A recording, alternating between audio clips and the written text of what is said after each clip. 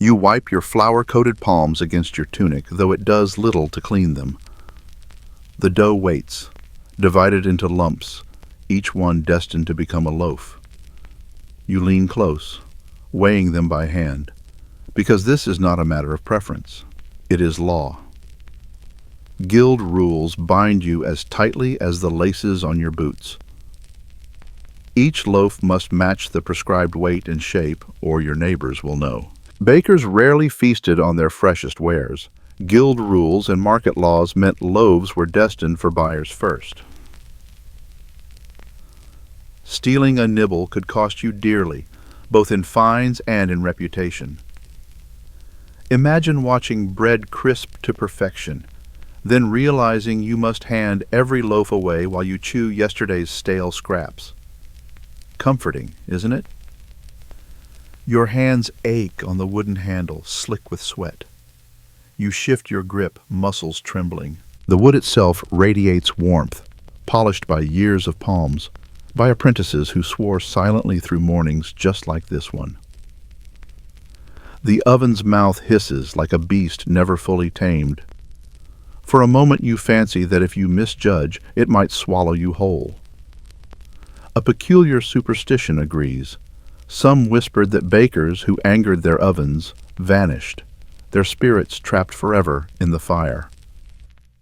More likely they fainted from the heat, but the story is far more entertaining when told over ale. You blink against the glare, eyes stinging.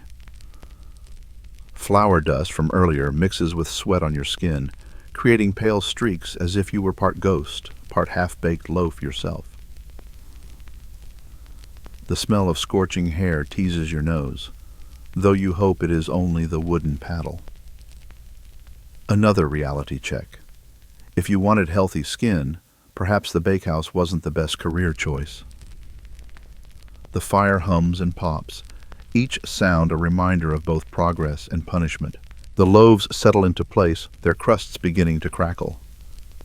You lean back, breath ragged, chest heaving. The heat presses from all sides, as though the air itself wants you gone, and yet you cannot leave.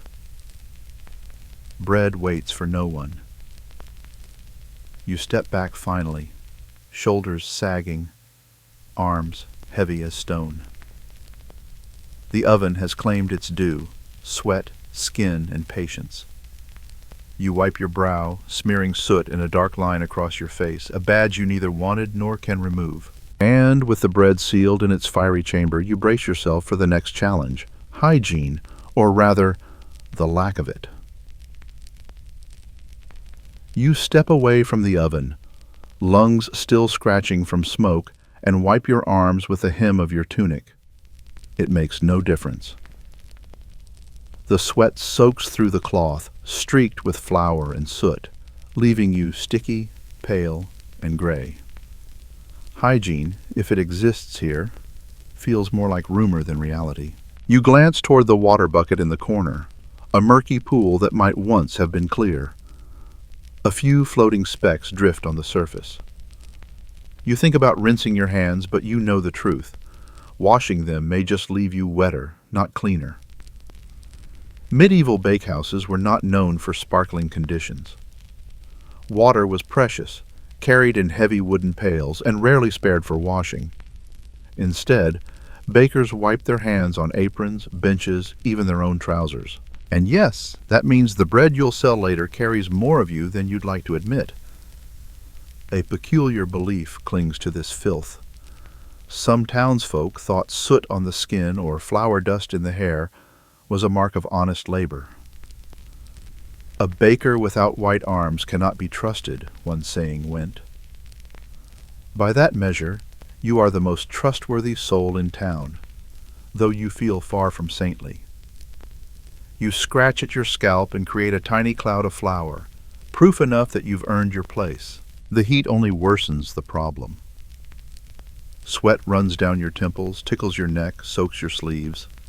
It drips into the flour as you work, a salty addition that no recipe mentions but every loaf contains.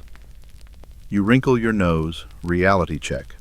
Hygiene standards are not in your favor, and your customers probably know it. They eat anyway. Hunger, after all, is less picky than taste. You rub your face with a sleeve only to smear more soot across your cheek. The texture is gritty, the smell sharp and bitter. You cough, the taste of ash lingering on your tongue. For a moment you wish for a bath. Baths existed, yes, but rarely. Some towns had public bathhouses, though many were shuttered by suspicion of vice or disease. For you, the baker, a bath is a fantasy. The closest you come is when the rain outside catches you on your walk home. You look at your arms, streaked pale and dark, and sigh. In another life, you might be embarrassed. Here, no one expects clean skin. The baker's mark is dirt, sweat, and exhaustion. It clings to you like a second tunic. The oven hisses behind you, reminding you that time waits for no one. You turn back, palms gritty, hair damp, clothes heavy with grime. There is no pause for washing, no luxury of scrubbing. Bread demands your hands, however filthy they may be. And by no, they mean watching you punished publicly, as if all of town life weren't already entertainment enough. You pat one lump, turn it over, and measure putras by feel. The scales, when available, were often crude, but officials took them seriously. Records show bakers fined for loaves an ounce too light, while those who cheated more boldly risked being paraded through the market. Imagine standing in the square, your bread displayed as evidence, while the crowd snickers about your lack of honesty. And so, with soot still in your lungs and sweat dripping into the flour, you brace yourself for the company beside you, women of the bakehouse, who work and endure alongside you. You are not alone in the bakehouse. Beside you, women move steadily, their arms red with effort, their dresses dusted white like snow. Daughters, wives, sometimes widows who have inherited the oven itself, each of them works as hard as you, though the town will rarely give them full credit. Guild records often listed men alone, but in truth, families kept the ovens alive. Without women, there would be no bread at all. One bends over the dough trough, kneading with a rhythm that matches your own, her sleeves rolled back, sweat darkening the cloth. Another carries baskets of kindling, her steps quick across the stone, balancing tasks between firewood, water, and children crying just outside the door. Their presence is practical, essential, yet too often invisible in the ledgers of history. Reality check. If anyone claims medieval women spent their days idly spinning, bring them here for an hour. They'd be lucky to last 10 minutes. The sounds overlap, the slap of dough, the scrape of wood, the hiss of the oven. The bakehouse becomes a kind of orchestra, though the music is less melody and more survival. The smell of yeast mingles with sweat and smoke, a perfume no troubadour will ever praise. Still, there's rhythm here, the kind that makes work bearable, even if it leaves everyone aching. A peculiar superstition flickers at the edge of your thoughts. Some said women's hands gave dough better life, that their touch encouraged rising, while men's hands made bread dense. Whether true or not, it was an excuse used often, sometimes to honor women, sometimes to burden them further. Either way, the dough before you swells as if it knows it has no choice. You glance sideways, catching a smile, or maybe just a grimace, on the face of your companion. It's hard to tell in the haze of flour. She mutters about the guild inspectors, about the fines, about the endless weight of work. You nod, because you know she is right. The rules press down on everyone here, regardless of who holds the official title of baker. The hours blur, heat thickening, bodies moving, voices low. Outside, townsfolk chatter in the market, but inside the bakehouse, the world shrinks to the circle of firelight and flour dust. You press on, shoulder to shoulder with women whose names history forgets, but whose labor feeds the town. And with dough shaped and spirits flagging, you hear the bells ring faintly beyond the walls, reminding you that bread is not just work, but ritual. It must be blessed as much as baked. You pause for a moment, hands still heavy with dough, as the faint toll of the church bell seeps through the bakehouse walls. The sound cuts through the hiss of the oven and the shuffle of feet, reminding you that bread is never just bread here. It is bound to ritual, to rhythm, to belief. In medieval towns, loaves were not only food, they were symbols of sustenance, blessings in tangible form. You cross yourself quickly, more out of habit than conscious devotion, and whisper a short prayer over the dough. Many bakers did the same, not wanting to tempt fortune or risk suspicion. Bread was so central to daily life that the church itself protected it. Fines and excommunications were leveled against those who cheated or sold unblessed loaves. The guild and the priest often stood shoulder to shoulder, ensuring that no one forgot. This food was sacred, and so was the labor behind it. The smell of yeast and smoke thickens, and you trace a crude sign on the surface of one loaf. Some bakers marked their bread with a cross, both practical and symbolic. Practical, because scoring helped control how the crust cracked. Symbolic, because every bite was meant to carry a touch of divine approval. Reality check. Whether or not heaven cared about crust patterns, the townsfolk certainly did. No mark meant suspicion, and suspicion meant fewer coins. A peculiar story lingers in the bakehouse lore, that loaves left unblessed would fail to rise, collapsing into dense bricks unworthy of sale. Science may disagree, but the tale was enough to keep most bakers faithful. You hum softly, half prayer, half distraction, as you press another loaf into shape.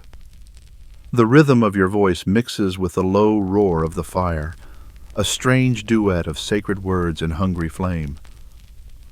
The women beside you join in murmured chants, not quite singing, not quite silence. Not exactly the marketing strategy you had in mind. The air is thick with the smell of yeast, damp and sour. You inhale it, half pleased, half nauseated. Bread is sacred food in medieval towns, so sacred that priests blessed loaves and guilds guarded recipes. You flatten one lump and notice the peculiar ridges forming. Some bakers scored their bread with little patterns, not just for decoration, but as a kind of signature. If the mark was absent, suspicion followed. For a moment the bakehouse feels like a chapel, filled with smoke and flour instead of incense. Your skin is sticky, your lungs sting, and yet you sense the weight of the act. Bread as body, bread as blessing, bread as burden. The bells continue, steady and patient, until they fade into the hum of daily noise outside. You bow your head briefly, though the dough does not pause. It still waits, still demands, still requires shaping. Piety, like work, never ends. And with the loaves marked, whispered over, and readied for fire, you turn toward the market rush that will soon follow, the noisy, suspicious crowd waiting to judge every crumb you've made. Bread, it turns out, had brand logos before logos existed. You press your thumb gently into the dough, judging texture. Too soft and it will collapse in the oven. Too stiff and it may not rise at all. You wonder briefly how many customers will bang your bread against the table tonight to see if it cracks. Reality check. They absolutely will. Bread was tested like pottery. If it sounded wrong, buyers refused it. You roll your eyes inwardly, but there's nothing to do but keep shaping. A curious custom lingers in the back of your mind. Some bakers, worried about short weight, slipped in small extras, not stones or fraud, but tokens like a little roll called a vantage loaf. It was safer to give more than less, since no one ever complained about extra bread. Today, you consider it, but your aching arms remind you every ounce given is another ounce you must knead tomorrow. You move the loaves onto wooden boards dusted with coarse flour. The grainy texture rasps beneath your fingertips. You adjust each carefully, almost tenderly, though tenderness is not exactly what your back feels. The heat of the fire radiates at your side, warm but threatening, like a reminder that the oven judges without mercy. You know inspectors will too. Somewhere outside, the bell tolls faintly, marking the rhythm of town life. For you, it is only another reminder that the clock is ticking and the guild is watching. You sigh, stretching your stiff fingers, brushing more flour dust into the air. It settles in your hair like snow, leaving you pale and ghostly. Stylish, perhaps not expected. Absolutely. At last, the loaves are shaped, measured, and marked. Each one carries the peculiar weight of law, superstition, and survival. You straighten slowly, back complaining, and glance at the oven's mouth. It waits, glowing faintly, ready to test your work in flames. And so, with loaves in hand, you move toward the roaring heat of the oven, the next ordeal. You push the loaves toward the mouth of the oven, and the first blast of heat slams into your face like an angry midsummer sun. It is not even noon, but already you feel as though you've been standing on the wrong side of the equator. Your tunic clings damply to your back, sweat streaming as if you had been dropped in a bath without the relief of water. The oven roars, flames dancing in its throat. Medieval bakehouses were built to hold heat, thick stone walls designed to trap every degree. Once warmed, they stayed hot for hours, sometimes days. That was the design's strength and your personal misery. You reach in with a long wooden peel, arms prickling, eyebrows threatening to curl. Think of it as a spa treatment, if your spa enjoyed roasting its customers. The scent of yeast rises, mingling with smoke and char. Your stomach growls, but you know better. You pause for a moment, hands still heavy with dough, as the faint toll of the church bell seeps through the bakehouse walls. The sound cuts through the hiss of the oven and the shuffle of feet, reminding you that bread is never just bread here. It is bound to ritual, to rhythm, to belief. In medieval towns, loaves were not only food, they were symbols of sustenance, blessings in tangible form. Among the crowd, you hear mutters about taxes, about rising prices. Bread riots have sparked from less. The assize of bread, a law in England and other towns, tied the loaf's price to the cost of grain.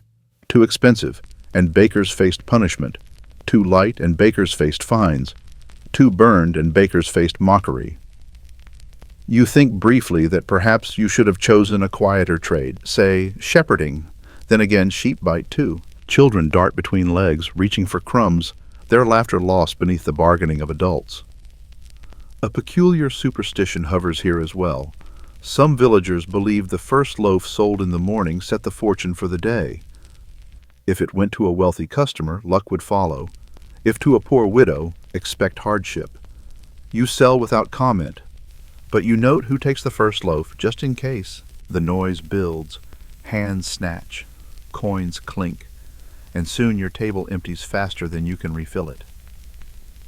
Every loaf leaves you lighter, but not richer, for much of the profit flows back to the guild, the church, or the landlord. What remains must stretch to feed your own family, though they will not see a fresh loaf until the buyers are gone. The market buzz fades only when your trays are bare. Your shoulders sag, your ears ring, and the echoes of haggling linger long after the crowd disperses. You wipe your brow, smearing flour into another pale streak across your temple, and with your stall cleared and coins tucked away, you know another judgment still waits, not from customers, but from the law itself.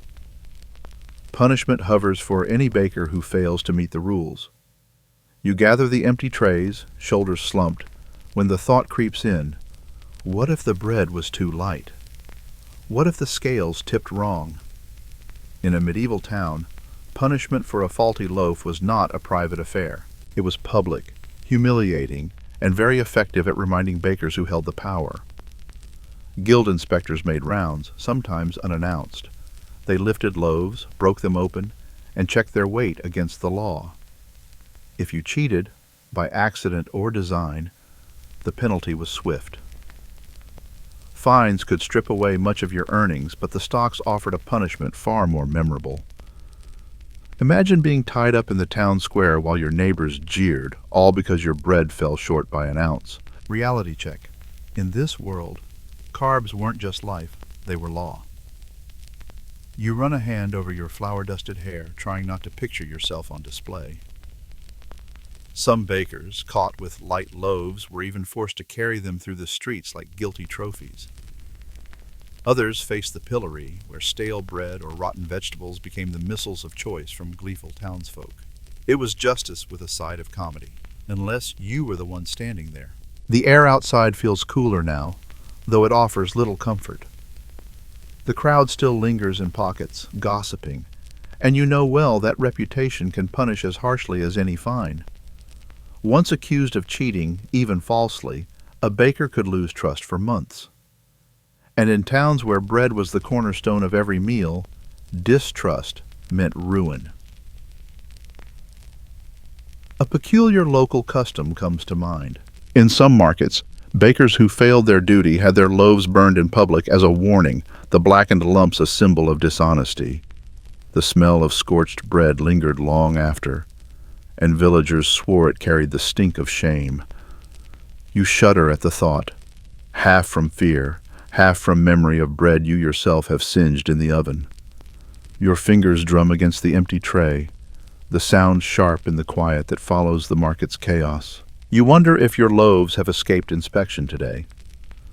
Perhaps they will pass without comment, perhaps not. Either way, the risk hangs over you like smoke that refuses to clear. You exhale slowly, shoulders tight, knowing that even as punishment looms, the work never stops. Tomorrow the bell will ring again, and you'll face the same demands with the same weary hands. And for now, as shadows lengthen, another test approaches. Weather itself, which shapes your work as cruelly as any guild inspector. You step outside with the last crumbs of the market still clinging to your sleeves, and the weather greets you like a second master. Seasons, after all, have their own rules, and they are far stricter than the guild's. In winter, the wind cuts down alleys, slipping under doors, freezing water buckets solid before you can carry them inside.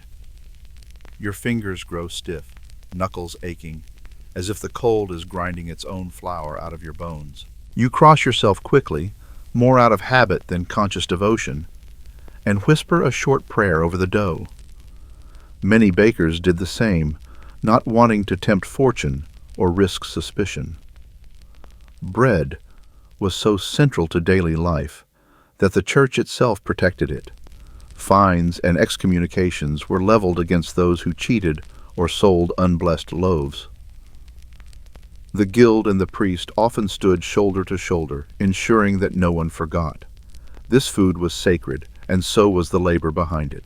The oven gives warmth, yes, but only once it is roaring. And until then, you work half numb, a baker in name and an icicle in practice. Summer, though, is no kindness. The same stone oven that feels like salvation in January becomes a cruel companion by July. The air turns thick, the heat swells, and you feel yourself roasting along with the loaves. Sweat pours from your scalp, drips from your nose, and runs into the dough as though your body insists on joining the recipe. Reality check. Hydration is important, but you probably didn't mean to water the bread this way. The sounds of the seasons creep into your day. In winter, it's the crunch of frost beneath boots, the groan of timber strained by ice. In summer, it's the buzzing of flies drawn by heat and scraps of grain. You swat them away absent-mindedly, though they never truly leave. Medieval bakehouses were rarely sealed, so insects were constant companions, hovering as faithfully as apprentices. A peculiar superstition trails through your memory. Some villagers claimed that bread baked in the depth of winter carried extra strength, fortifying those who ate it. Conversely, bread baked in midsummer was thought to sap energy, leaving one sluggish. You cannot say if either belief is true, but on hot days when your body sags like dough too long in the sun, you suspect there is wisdom in the complaint. Your tunic sticks to your skin, heavy with sweat in summer, stiff with damp in winter. Either way, discomfort is guaranteed. The flour dust that coats you daily becomes mud in the humid months and powdery frost in the cold ones. You look down at yourself and chuckle softly. You are either a snowman or a clay statue, depending on the calendar. Neither is particularly flattering. The rhythm of the year weaves into the rhythm of your loaves. Grain harvests, feast days, and fasts all pull the strings of your labor. Autumn might bring abundance, sacks of wheat piled high, while lean springs mean smaller loaves and tighter tempers among villagers.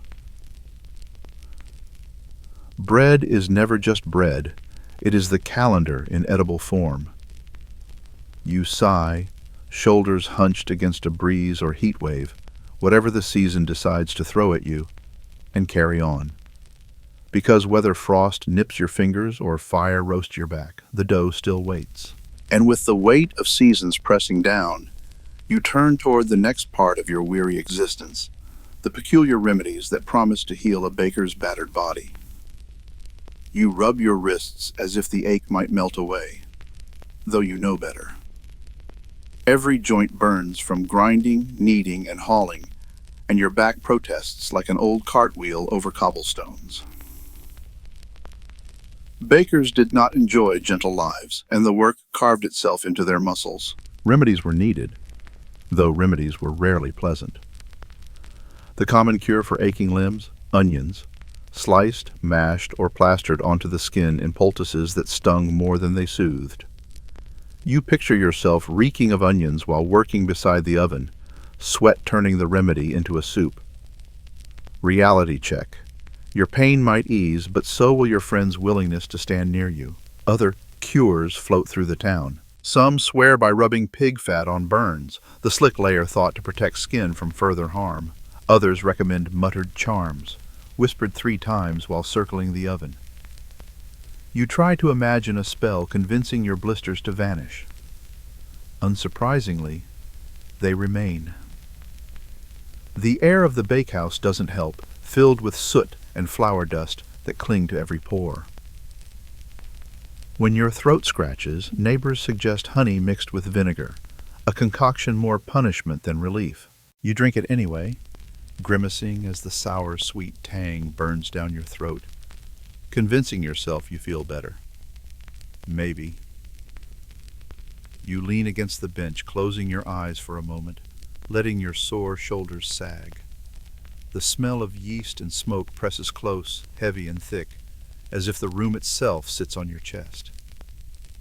You remember an old tale, that bakers who worked too long without pause risked oven fever, a kind of dizziness blamed on the heat and fumes. Today, you simply call it exhaustion. Still, the body adapts. Calluses harden on your palms. Scars weave patterns across your forearms. You bear them the way knights bear armor, though your battles are with dough instead of swords. And while nobles brag of scars won in tournaments, you can only shrug and mutter about burns earned from leaning too close to the fire. You flex your fingers again, joints stiff but still willing. Remedies soothe a little, superstitions comfort a little more, but nothing truly cures the grind of your trade. The smell of yeast and smoke thickens, and you trace a crude sign on the surface of one loaf. Some bakers mark their bread with a cross, both practical and symbolic. Practical because scoring helped control how the crust cracked. Symbolic because every bite was meant to carry a touch of divine approval. Reality check. Whether or not heaven cared about crust patterns, the townsfolk certainly did. No mark meant suspicion, and suspicion meant fewer coins. You know tomorrow will bring the same aches, the same poultices, the same muttered prayers over tired bones. And with your body patched in peculiar ways, you glance at the oven, reminded that health was never guaranteed here. Death itself lingers close, a shadow by the hearth, waiting for one careless step. You stand near the oven, its heat breathing against your face, and you realize how thin the line is between craft and calamity. Death waits here as faithfully as your customers, always watching from the edge of the firelight. A single misstep, a stumble into the flames, could end the day in silence. The bakehouse is no gentle workshop. It is a chamber where life depends on balance, caution, and luck. Accidents were common. The heavy oven doors could collapse suddenly, the stone vault sometimes giving way after years of heat and strain. Burns were inevitable. Bakers carried them like badges across arms and hands, reminders that every loaf was won through risk. Reality check. Your bread may feed the town, but it also feeds the scars etched into your own skin. Stories circulate among your peers. One baker leaned too far with the wooden peel and was pulled in by the oven's hunger. Another fainted in the smoke and never rose again. Whether all the tales are true hardly matters. They serve as warnings told in whispers, each one adding weight to the shadows. A peculiar superstition lingers too, that restless spirits of bakers taken by fire remain in the smoke, haunting ovens that roar too loudly. You cough and wonder if today's haze carries more than ash. The smell of charred wood mixes with yeast, a reminder of how quickly fortune can shift. In the morning, the oven promises livelihood. By night, it could just as easily deliver ruin. You rub a hand over your face, soot smearing into a black streak. The mark feels like both proof of survival and a warning of fragility. And yet you continue. Because death is not just in the flames. It is in hunger, in famine, in failing to provide. Without bread, villagers riot. Without bakers, the rhythm of the town collapses. You work with danger because the alternative is unthinkable. The oven crackles, a sound both comforting and cruel. You glance at the glowing chamber, its light flickering across the walls, and imagine it watching you back. Tomorrow it may take another victim, but today it spares you, so long as you keep your footing and your focus. You sigh, shoulders heavy, and turn away from the mouth of fire. The day is far from over, and as the light fades outside, exhaustion waits to claim what danger does not. The evening presses in, and your body prepares to fold under the weight of endless toil. A peculiar story lingers in the bakehouse lore, that loaves left unblessed would fail to rise, collapsing into dense bricks, unworthy of sale. Science may disagree, but the tale was enough to keep most bakers faithful. You hum softly, half prayer, half distraction, as you press another loaf into shape. The rhythm of your voice mixes with the low roar of the fire, a strange duet of sacred words and hungry flame. The women beside you join in murmured chants, not quite singing, not quite silence. For a moment the bakehouse feels like a chapel, filled with smoke and flour instead of incense. Your skin is sticky, your lungs sting, and yet you sense the weight of the act.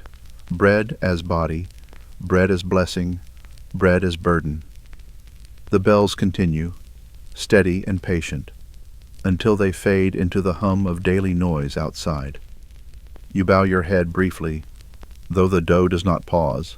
It still waits, still demands, still requires shaping. Piety, like work, never ends. And with the loaves marked, whispered over, and readied for fire, you turn toward the market rush that will soon follow, the noisy, suspicious crowd waiting to judge every crumb you've made. You push open the heavy door of the bakehouse, arms aching as you carry trays piled with steaming loaves. The light outside stings your eyes after hours in smoke and shadow. Almost instantly, voices surround you. The marketplace is alive, buzzing with chatter, haggling, and the shuffle of countless feet on cobblestone.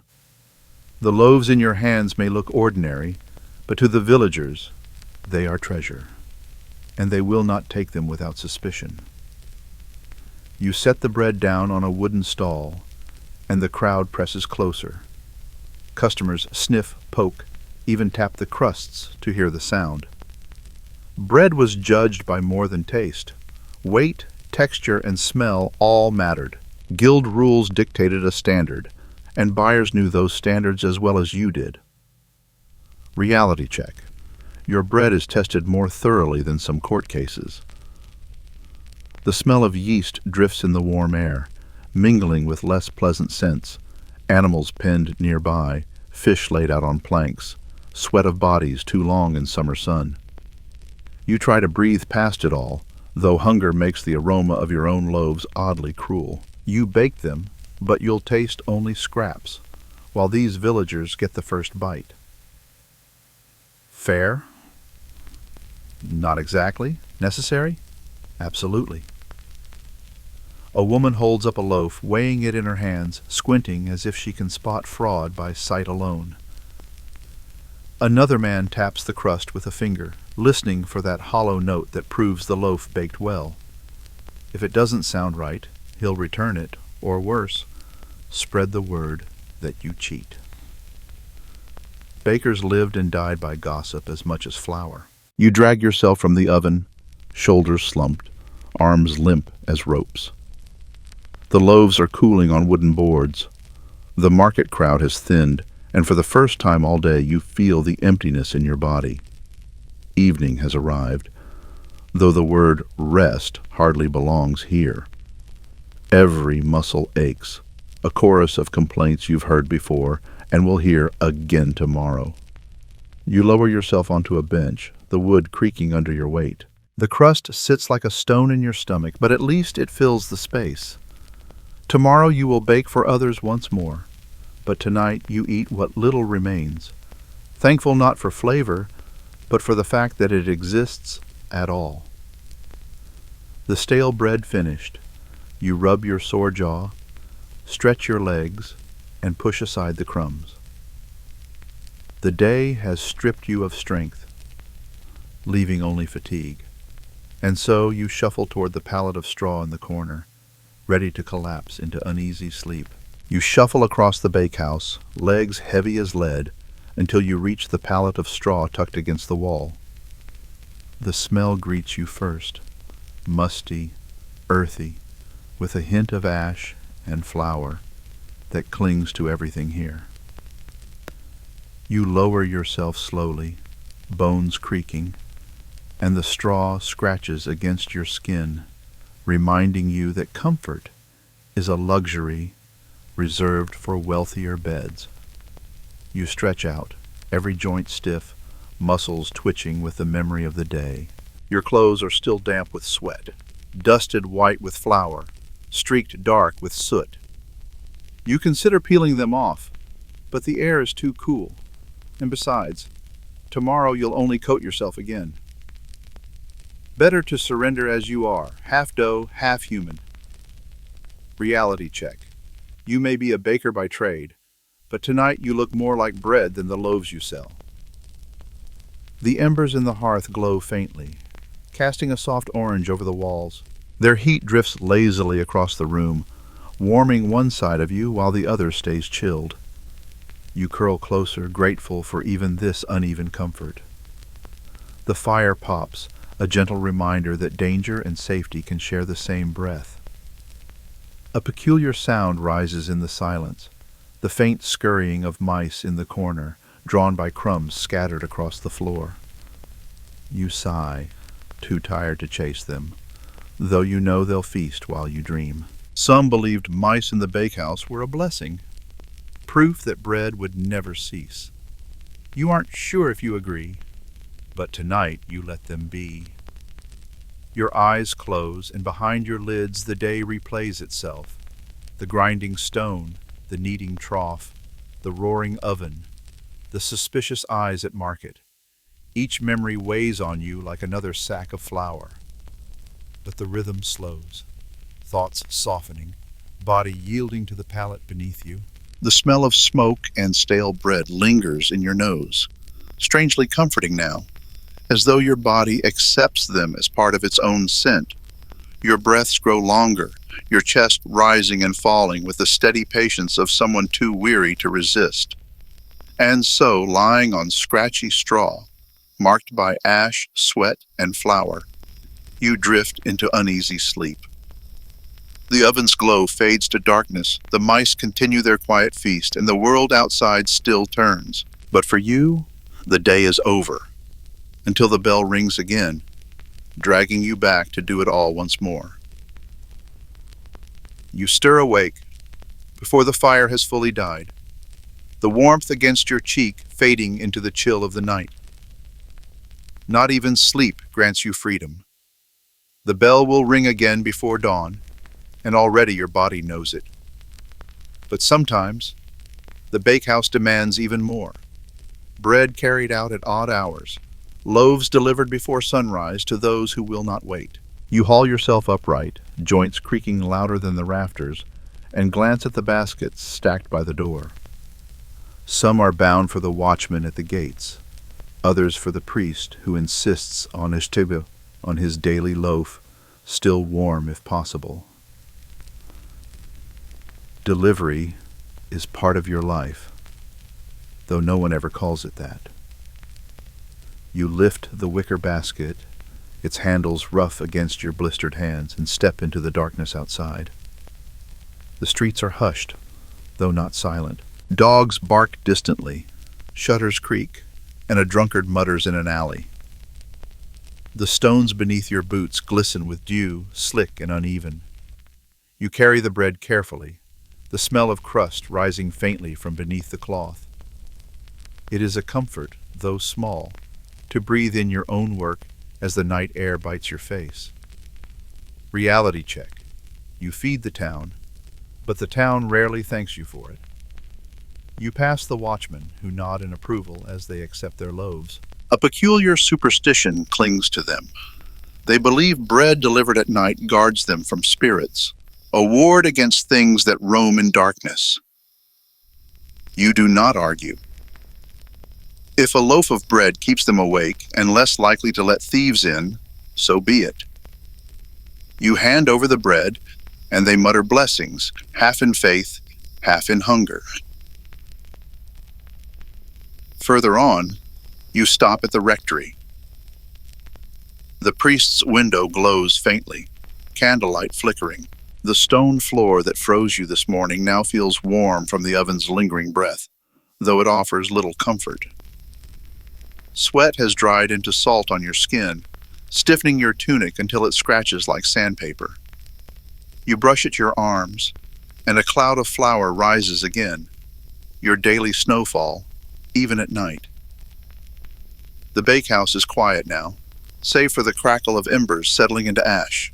The air smells of smoke, stale bread crusts, and your own exhaustion. He takes his loaf with a solemn nod, murmuring a prayer that the bread will nourish not just his body, but his soul. You hold back a smirk. Bread may be sacred, yes, but you know well it is also just dough and heat. Still, you bow your head because in this world one does not mock blessings given freely. Your basket lightens as you move through the town. A child darts out, rubbing sleep from her eyes, and tugs at her mother's skirts while the woman clutches her loaf. The little one stares at you with wide eyes, as if you are both baker and magician, someone who conjures food from fire. You smile faintly, though your arms sag under the weight of the basket. Magicians, after all, do not usually limp home smelling of smoke and onions. The delivery's done, you trudge back toward the bakehouse, the horizon only beginning to pale. The air is sharper now, your breath puffing like steam, and you shiver in the thin fabric of your tunic. The thought of straw waiting for you offers some comfort, though you know it is brief. Dawn is already stretching, and soon the bell will call again. And as you push open the bakehouse door, basket empty, eyes heavy, you know the rhythm of feast days will bring even harsher demands when the whole town hungers at once. You slump onto the bench for a moment, but the thought of feast days creeps in before your body can rest. Ordinary days are already a trial, yet holy days, market fairs, and saints' feasts turn the bakehouse into something far worse, a battlefield fought with flour and fire. On those days, everyone in town wants bread at once, and not just plain loaves. Sweet rolls, spiced buns, and festival cakes appear on the orders, each one needing its own peculiar care. You recall how the guild insists on higher standards for feast bread. Ordinary loaves might squeak by if a little underweight, but holiday bread is watched more closely. It must be shaped with care, marked with crosses or braided strands, sprinkled with seeds or glazed with honey. A single mistake, and customers complain loudly, because a festival without bread is as unthinkable as a sermon without words. Reality check. Your work is already judged harshly. On feast days, it is judged twice as hard. The bakehouse itself changes on such mornings. The fire roars longer, hotter, never truly dying. Apprentices stumble about like sleepwalkers, carrying trays heavy with sweet doughs sticky from raisins or nuts. The women mutter as they knead, their hands aching but moving with practiced rhythm. The air grows thick with a perfume richer than usual, honey caramelizing, seeds toasting, flour roasting on the hot stone. It is almost enough to make you forget your exhaustion. Almost. A peculiar superstition follows feast bread. Some believe that if a loaf splits unevenly on a holiday, it foretells quarrels in the household. Others say that giving away the first sweet roll brings luck for the year ahead. You don't know if either claim is true, but you've seen customers eye their bread nervously, breaking it apart as if testing fate. You smile faintly. Bread, it seems, can carry omens as easily as it carries seeds. You shove another tray into the oven, sweat dripping down your nose, and listen to the murmur outside. The marketplace is louder on feast days, filled with music and laughter, though you will hear it only from behind the walls. Your celebration is labor. You mark another loaf, wipe your brow with your sleeve, and carry on. By the time the bell rings again, the feast bread is stacked high, baskets filled, and customers jostling each other for a taste. The coins may be better, yes, but the cost to your body is worse. You sag against the table, wishing for the quiet of ordinary days. And as the last tray empties, you think longingly of gossip. Because in this town, bakers are never just bakers. They are the subject of stories too. And with that thought, you prepare yourself for the next chapter. The whispers and tales that swirl through the streets, where your name may be spoken kindly, or not at all. You step outside once more, the air cool against your sweat-damp skin, and you hear it immediately. Voices carrying down the street, louder than the church bell. Gossip.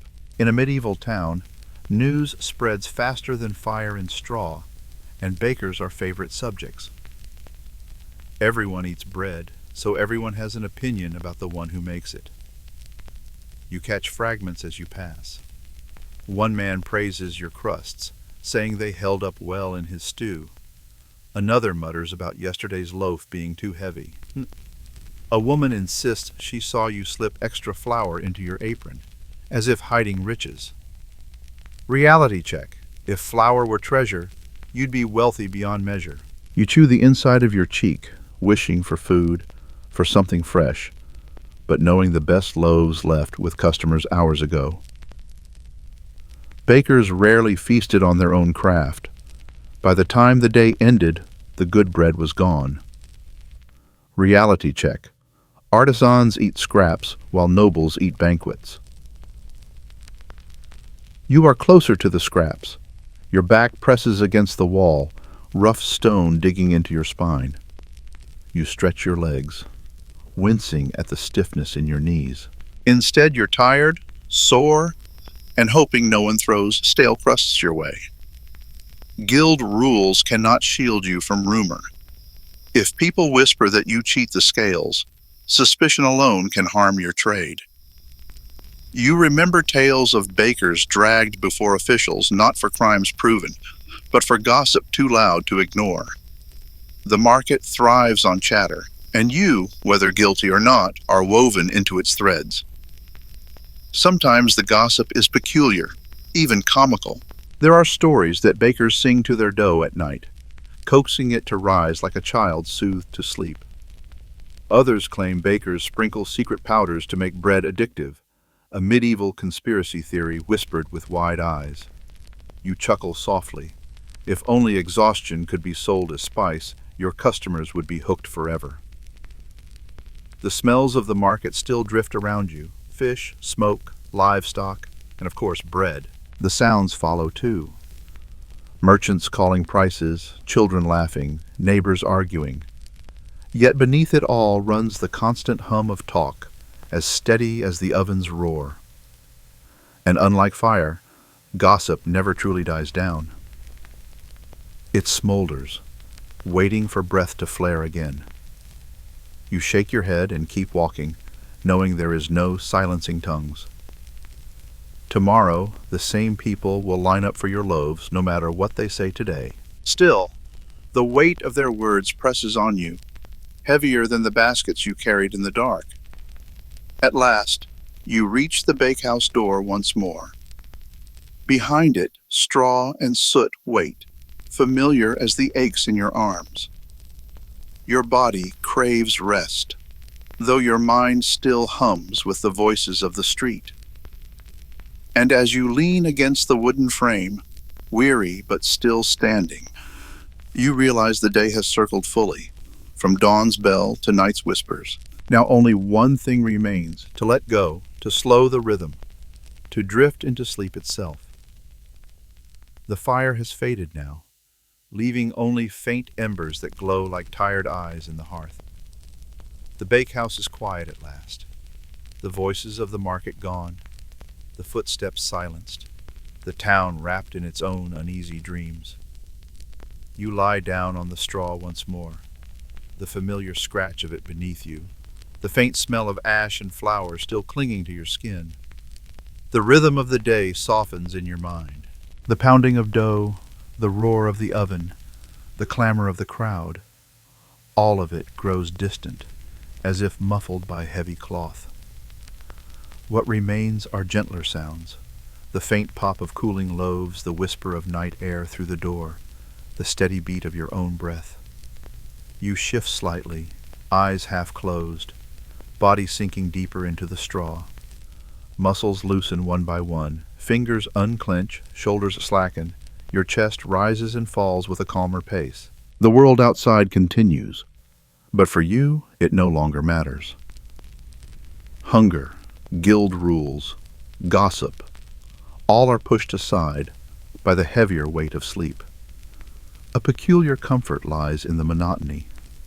Each day repeats, the same bell, the same heat, the same aches. Yet that rhythm becomes its own lullaby. Like dough folded again and again, your thoughts are kneaded into something softer, something ready to rise into dreams. The fire sighs its last breath, shadows lengthen, and the room grows still. Your eyes close fully, your body carried on the quiet tide of rest. Whatever tomorrow demands, tonight you let it go. You exhale once more, steady and slow. The bakehouse fades, the sounds fade. Even the weight of your bones drifts away. And so you surrender to the darkness, letting the day dissolve into silence, carried gently into a deeper peace. End of script. Sweet dreams. The weight of the day lingers everywhere, in your joints, in your chest, in your eyelids, heavy as millstones. Even breathing feels like labor. You close your eyes for a moment, and the darkness feels almost generous. A peculiar detail crosses your mind. Some bakers, too tired to walk home, simply curled up on the bakehouse floor using sacks of flour as pillows. Uncomfortable, yes, but close to the oven's warmth. You imagine yourself doing the same tonight, half laughing at the thought of being mistaken for another sack left behind.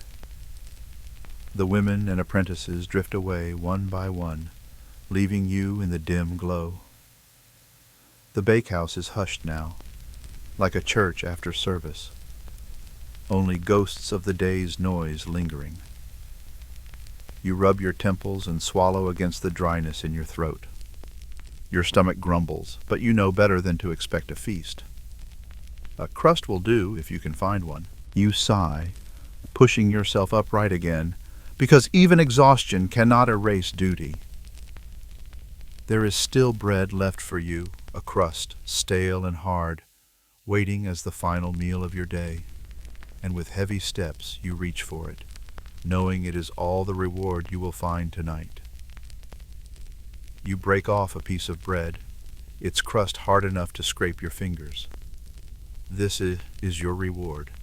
Yesterday's loaf, tough and dry, but still better than nothing.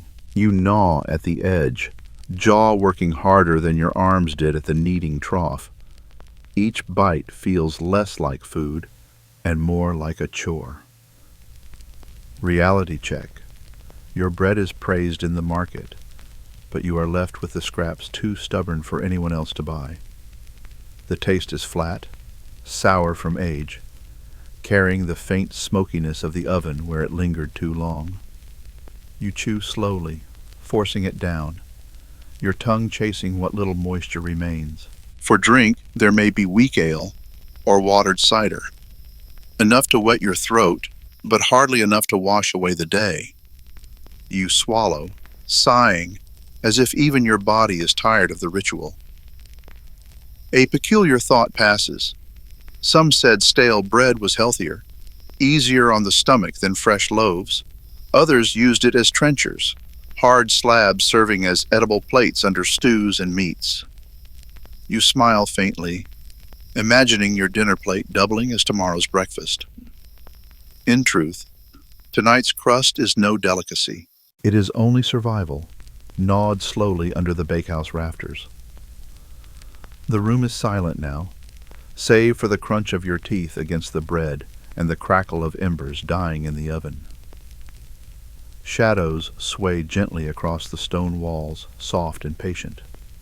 You lean your head back, eyelids heavy, the taste of dryness still clinging.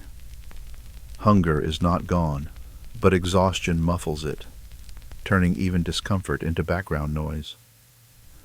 You lick a crumb from your lips, sighing again. Hey guys, tonight we're stepping into a world you probably wouldn't survive more than a day in. So before you get comfortable, take a moment to like the video and subscribe, but only if you genuinely enjoy what I do here, and let me know your local time in the comments.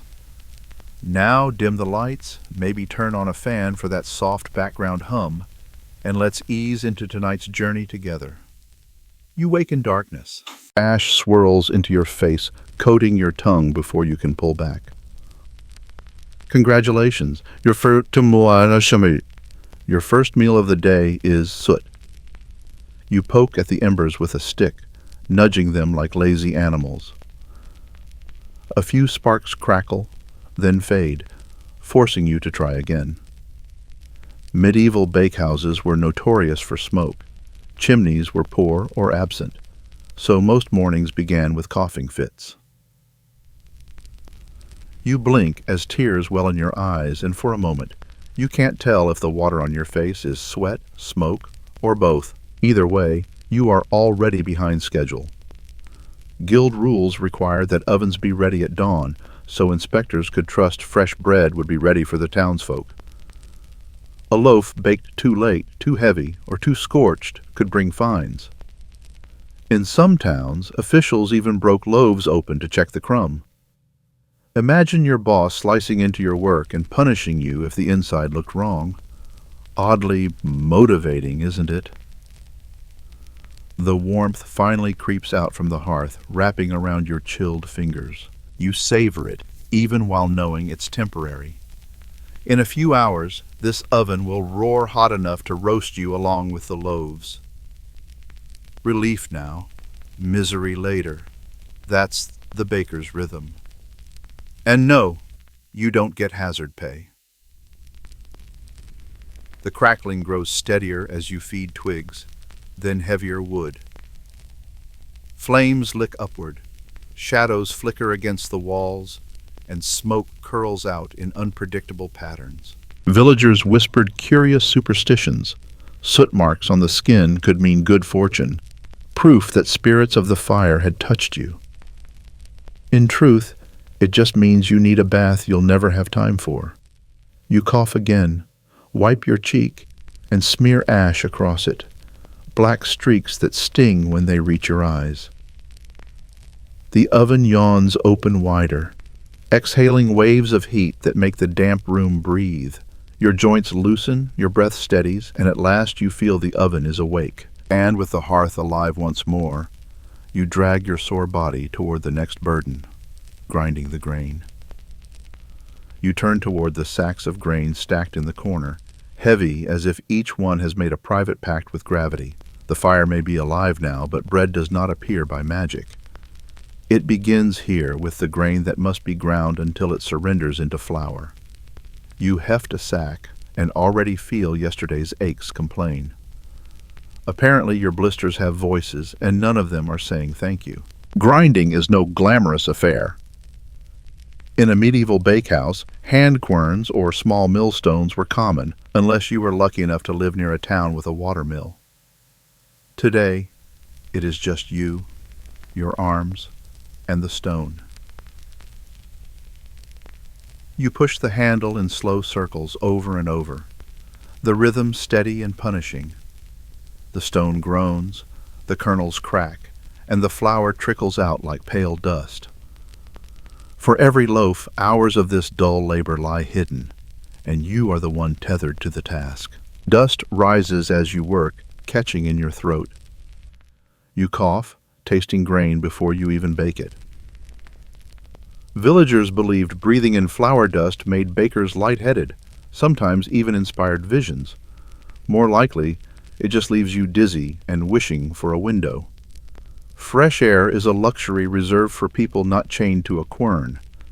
Your arms burn quickly, each circle of the stone reminding you that bread is built on muscle. This is where the romantic notion of breaking bread meets the reality of breaking yourself. And unlike noble banquets, there are no songs to accompany your effort, unless you count the wheeze of your lungs as a medieval ballad. Still, there is a peculiar comfort in the monotony.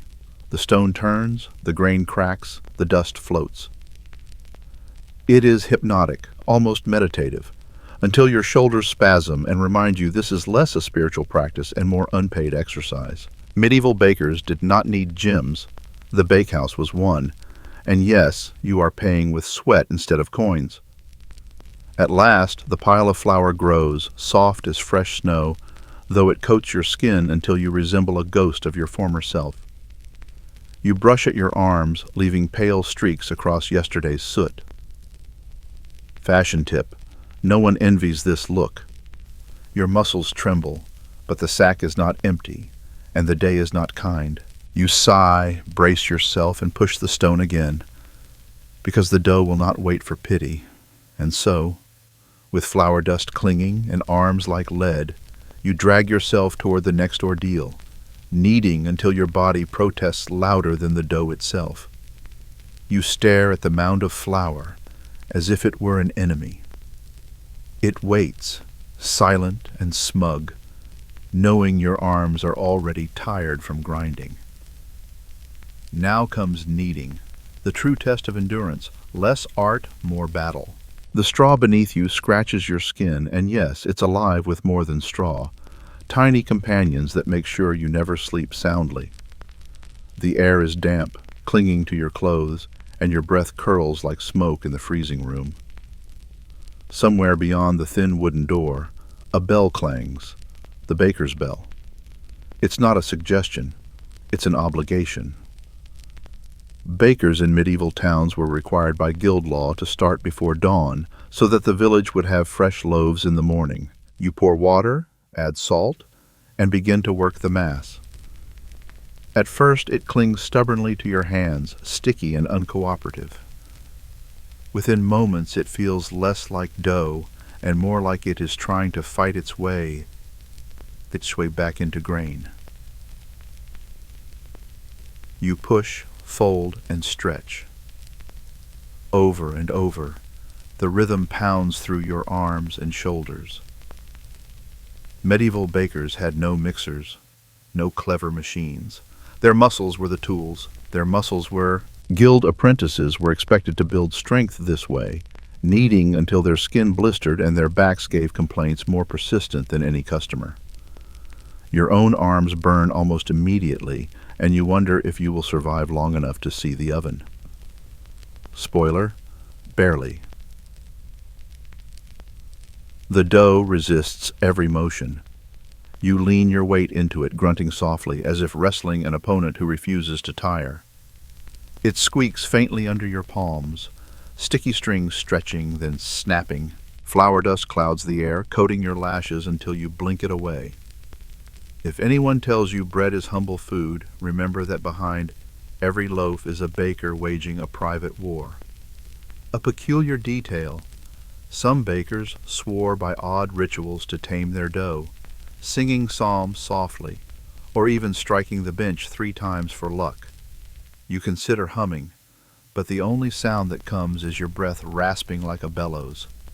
Tradition or not, nothing makes the dough kinder. Your shoulders sag as you slam it again, the table thudding under each blow. Bread requires strength, patience, and a willingness to ignore your body's protests. Reality check. This is less romantic artisan work and more unpaid medieval fitness class. You did not sign up for biceps, but the dough insists.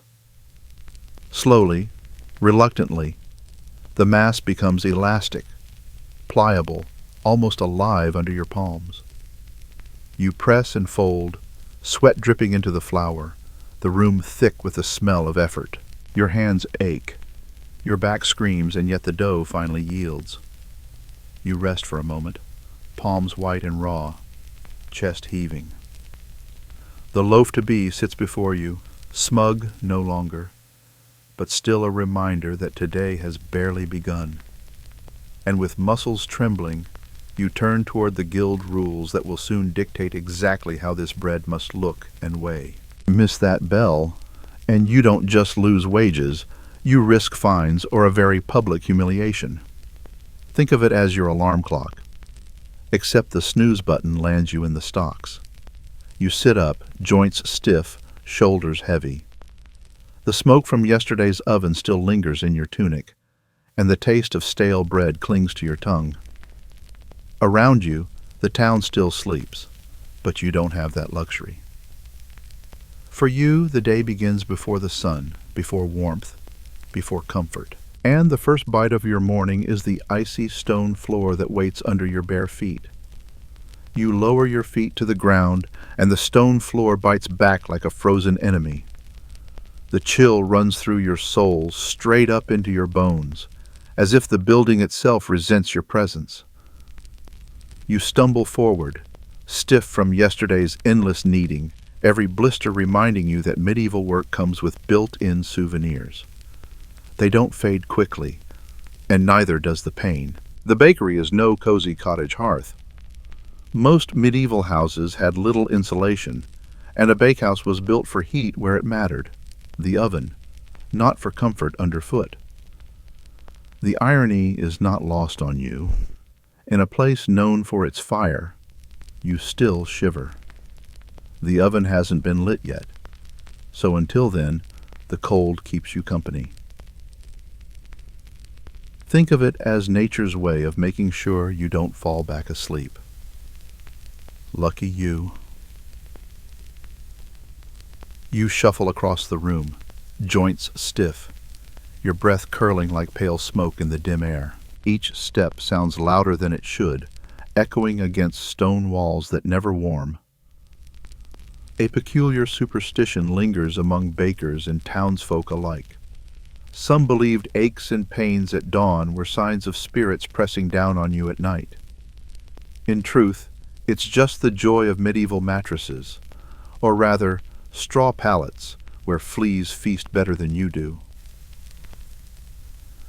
You stretch your arms, and the movement is almost comic, half a groan, half a creak, like an old door being forced open.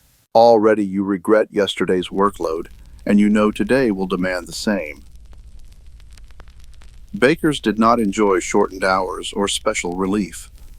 In towns bound by guild rules, the day was measured not by comfort, but by obligation. And if your body breaks down, well, there is always another apprentice, eager or desperate enough to take your place. Job security isn't exactly a medieval perk. A draft slithers in through the gap in the door and you hunch your shoulders instinctively. The night air still rules outside and the first rays of dawn are reluctant. For a moment you wonder if your fingers will ever truly thaw, but you keep moving, because in this life, standing still is worse than stumbling forward. You draw nearer to the hearth, feeling along the rough walls, already thinking ahead to the fire that must be coaxed back to life.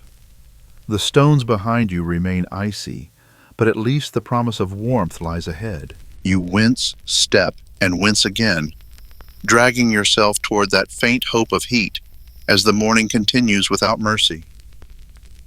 And now, the cold floor gives way to the heart of your task, the hearth itself, waiting to be awakened. You crouch in front of the hearth, the dark hollow that governs your morning. The fire from yesterday has long since slumped into gray ash, with only a few stubborn embers clinging to life. You lean close, breath fogging, and blow gently.